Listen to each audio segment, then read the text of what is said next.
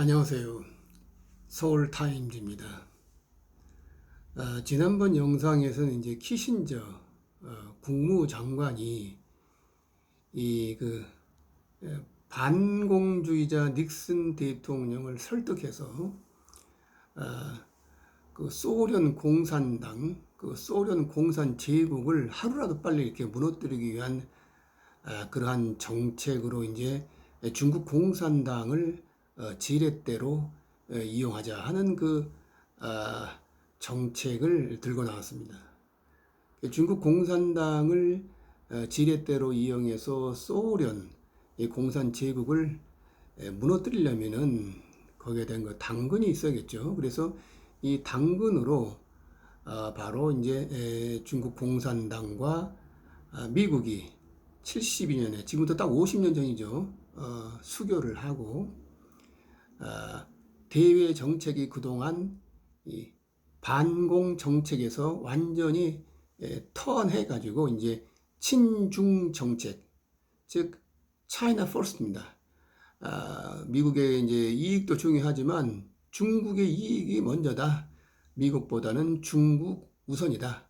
그래서 중국을 이렇게 미국처럼 잘 살게 만들면, 그러니까 부유하게 만들면 중국과 미국이 이제 합쳐서 이 소련 공산당, 이 공산 제국을 하루라도 빨리 무너뜨릴 수 있겠다 하는 이러한 그 전략에서 가지고 나온 게 바로 이 당시 키신저 이 국무장관의 친중 정책입니다. 이 친중 정책이 이제 차이나 퍼스트죠. 그래서 이 친중 정책을 선언하고 이제 미국이 대외적으로 선언을 하고 이제 실행하면서 경제 시스템이 이제 모든 게 이제 바뀌게 됩니다. 아주 극적으로 바뀌죠. 1950년대, 60년대 미국이 뭐 EU나 또 중동, 아프리카, 아시아, 아무튼 전 세계 모든 지역의 상품을 공급하는 그 생산 공장 역할을 아주 20년 동안 미국이 했어요. 그러면서 엄청난 미국 전 지역이 엄청난 경제 성장, 그 경기 호황을 맞았죠. 그러니까 이제 여기에 대한 그 자신감, 그 만족감이 아주 대단했고, 이 그 미국인의 이 긍지, 미국 정치, 이 세계 초강대국의 이 긍지가 진짜 이게 하늘을 찔렀습니다. 그 시기가 이제 1971년이는 아주 미국 그 경기 호황을 맞은 이후라 아주 그냥 미국인들은 싱글벙글 너무 기분이 좋은 거죠. 단 하나 이제 눈에 걸리는 게 있다면 바로 이 공산주의 국가인 이 소련이죠. 소련이 항상 이 핵으로 위협하고 항상 이 공산주의식 그 괴롭힘을 이 자유민주주의 진영에 계속 하니까 여기에 대한 그 미국이 어떻게 이 소련 공산 제국을 해체할까? 이것에 대한 이제 해법으로 이제 중국 공산당을 이용하자 하는 것이 바로 이 키신저의 이 친중 정책, 즉 차이나 포러스트 정책입니다. 그래가지고 이제 72년부터요, 이제 미국 전 지역의 이 생산 공장이죠.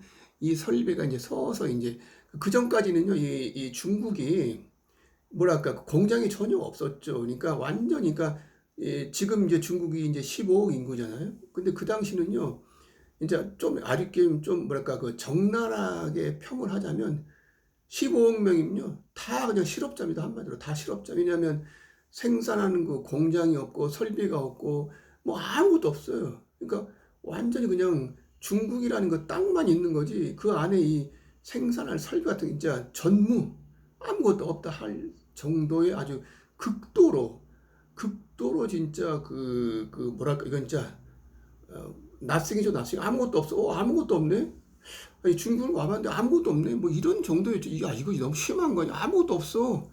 이 정도 이 상황이었던 것이죠. 그래서 여기에 이제 먼저 이 중국 경제를 살리기 위해서는 일단 거기 이제 공장이 들어서고 또 그 설비가 이제 들어와야 되잖아요. 그러면서 이제 미국 내에 있는 모든 그 공장이 이제 공장 설비가 이제 서서히 단계적으로 중국으로 다 이전을 하게 됩니다.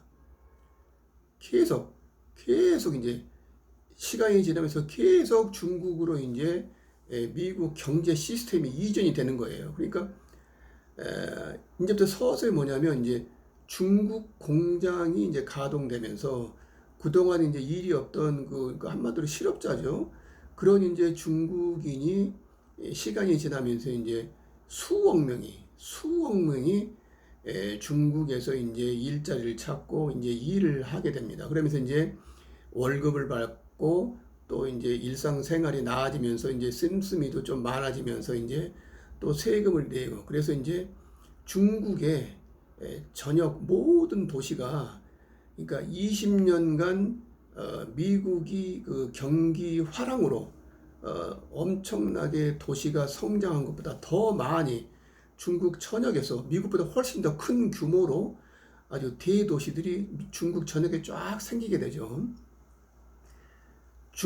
그래서 중국으로 이제 미국의 모든 공장과 설비가 다 이전되다 보니까 이제 미국은 이제 시간이 지나면서 갈수록 이제 실업자가 이제 늘어나는 거죠. 실업자가 늘어나고 또 그 도시가 이제 쇠락하게 됩니다. 50년대, 60년대 정말 잘 나가던 도시들이 이제 80년대, 90년대, 2000년대 서서히 이제 쇠락하면서 나중에는 이제 완전히 죽은 도시, 완전히 그 죽은 도시, 생기가 없는 그 죽은 도시, 아주 그냥 그 뭐랄까 그 적막함이 가득하고 진짜 그 죽음의 그 그림자가 가득한 그런 생기가 전혀 없는 그런 도시로 이제 전부 변하게 됩니다. 미국의 대외 정책이 이렇게 친중, 차이나 퍼스트로 중국 우선으로 바뀌다 보니까 이제 EU도 마찬가지죠. EU에서도 이제 그 제조 강국이라 불리죠. 뭐 독일이나 또 프랑스, 뭐 영국, 이탈리아 아무튼 이런 그 요즘 말하는 이제 G7 국가들의 모든 공장 설비도 이제 다 전부 다 이제 중국으로 들어가는 거죠. 다 이렇게 중국으로 이제 들어가다 보니까 중국은 이제 시간이 지날수록 갈수록 이제 더 일자리도 좋아지고 또 일자리의 그 품질도 아주 고급스러워지고 그러면서 이제 월급도 계속 이제 늘어나는 거죠. 수입도 늘어나고 그리고 또 도시도 계속 팽창하고 또 새로 생기고 또 사회 간접 자본으로 많이 이렇게 투자해서 새로운 뭐 고속도로 철로가 이제 중국 전역에 동서남북 아주 횡단 종단으로 막 깔리면서 아주 미국 못지않은 그런 그 기반 시설을 전부 갖추게 될 정도로 이제 중국이 엄청난 성장을 하죠. 일본도 마찬가지죠. 일본도 그 제조 강국이지만 아주 그 많은 설비들을 그 전부 이제 중국으로 이제 옮기면서 중국에서 이제 또 그 생산 공장을 하게 되고요. 한국도 마찬가지고요. 이렇게 전 세계에서 진짜 내노라 하는 모든 이런 그 생산 설비 공장들이 전부 다 중국 전역 곳곳으로 흩어져 가지고 중국에는 정말 이 수억 명의 그 고급 그 노동 인력이 계속 생기고 또 숙련된 그 노동자들이 계속 생기면서 이제 중국의 이 제조 능력이 엄청나게 이제 발전을 하게 됩니다. 그래서 미국은 이제 제가 이건 이제 이 시기를 이렇게 압축적으로 아주 간단하게 이해하기 쉽게 이렇게 지금 설명을 드리는 건데요. 그러니까 미국은 20년 동안 세계 공장 역할을 하면서 엄청난 그 호황을 맞았죠. 그리고 이 미국인의 이 그 뿌듯함, 이 그 미국인의 이 자존심이 아주 엄청났었어요. 근데 중국은요, 이 그 친중 정책 이후로 이 차이나 퍼스트라는 이 미국의 이 정책이죠. 이게 궁극적인 목적은 뭐냐면 중국을 이제 잘 살게 만들어서 이제 소련을 갖다 붕괴시키자. 예, 소련이 이제 미국의 이제 공산주의 그 주적이 이제 바로 소련이었으니까요. 그래서 이거의 목적이었는데 아주 그 생각보다 빨리 미국이 이제 정확하게 중국과 수교한 한 20년 만에 이제 소련이 이제 자체적으로 스스로 이제 그 공산주의 붕괴 선언을 하면서 고르바초프가 자유민주주의 시장 경제를 도입하겠다. 그래서 이제 아주 극적인 그런 승리죠. 미국의 승리, 그 자유민주주의 미국의 승리로 끝나게 됩니다. 그러니까 그 중국의 도움 없이죠. 그러니까 사실 원래 목적은 이제 중국의 도움을 받아가지고 소련을 해체하려는 게 목적이었는데 소련이 생각보다 아주 빨리 그냥 중국의 도움 없이 그냥 자기 스스로 그냥 소련이 그러니까 이게 뭐냐면 그 국민의 그 배고픔이요. 다른 건 다 견딜 수 있지만 이 배고픔은 이건 이제 그러니까 이게 한마디로 그 굶주림이죠. 이 굶주림은 이건 못 견디는 겁니다. 그러니까 당시 소련은요, 소련 국민들도 엄청나게 굶주림에 시달렸고, 또 간부들이죠. 이 당 간부들도요, 엄청난 그런 거 굶주림에 시달렸어요. 그 정도로 아주 최악의 그 가난, 그 상태에 이제 직면하게 되다 보니까 결국 스스로가 이제, 그 공산주의, 그 해체 선언을 하게 된 거죠. 그래서 미국으로서는 좀 약간 좀 어리둥절했죠. 중국 도움도 1도 안 받고 그냥 저절로 갑자기 소련이 해체된 겁니다. 그랬는데 이제 미국은 바로 즉시 소련이 해체된가 즉시 그 대외 정책, 그 친중 정책이라는 그 노선을 변경하지 않고 계속 그걸 유지를 했어요. 네, 그래서 90년대, 2000년, 2010년, 지금 2020년 계속 그 친중 노선이라는 이 차이나 퍼스트, 미국의 이익도 중요하지만 중국의 이익도 중요하다는 중국을 우리가 이 자유민주주의 진영이 많이 도와주고 좀 이렇게 협력해서 그러니까 많이 뭐랄까 그 자유민주주의의 그 관대함이랄까 관용 포용력 그런 걸 보여줌으로써 중국이 한층 더 업그레이드된 그런 그 국가 또 그 공산 진영에서 그러니까 이 목적이 뭐냐면 그 체제 전복이 아니죠. 그러니까 이 그 공산당 수뇌부를 전부 없애고 뭐 새로운 뭐 그 사람으로 구성된 뭐 그런 그 민주 정부 이런 게 아니고요. 그냥 옛날 소련 그 고르바초프 시기죠.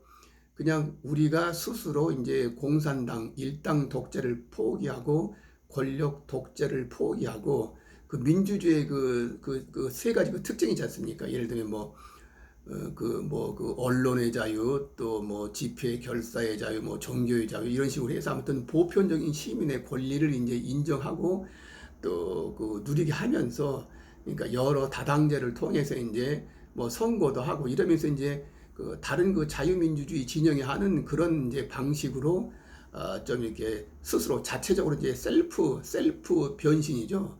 그런 거니까 그 뭐냐면 최정점 권력부의 최정점에 있는 사람은 그대로 있는데 단지 이제 시스템만 바꾸는 거죠. 그래서 그렇게 되기를 좀 바랬는데 이제 그게 이제는 안 되고 오히려 더 이제 그 공산주의 체제를 더 강화하면서 그 독재 시스템을 더 강화하고 이제 그 인권을 이렇게 억누르는 거죠. 억누르면서 그 우리 이 인간의 그 고귀한 가치인 그런 가치들을 많이 이렇게 훼손시키면서 이제 유지하니까 이제 전 세계 이제 자유민주주의 진영이 이제 야 이게 좀 아쉽다. 이게 이래가지고 이게 오래 갈 수 있을까 그런 거죠.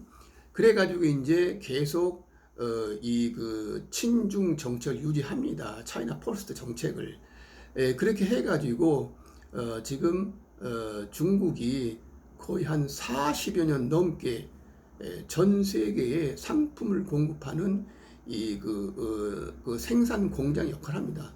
미국은 20년을 했는데도 엄청난 경제 발전을 했는데 중국은 40년을 넘게 했어요. 그러니까 미국의 2배 이상을 한 거죠. 이게 시간적으로 2배죠. 이게 실질적으로 이 그 소득이나 규모 면에서는요.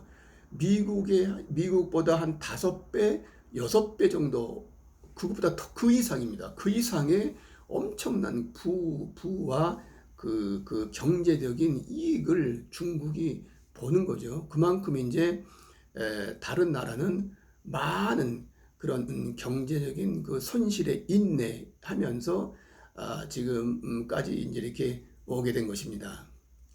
그럼 서울타임즈 이번 영상은 여기서 마치고요. 다음 이제 마지막 키신저의 그 친중 정책이 마지막에 어떻게 됐는지 그에 대해서 말씀드릴게요.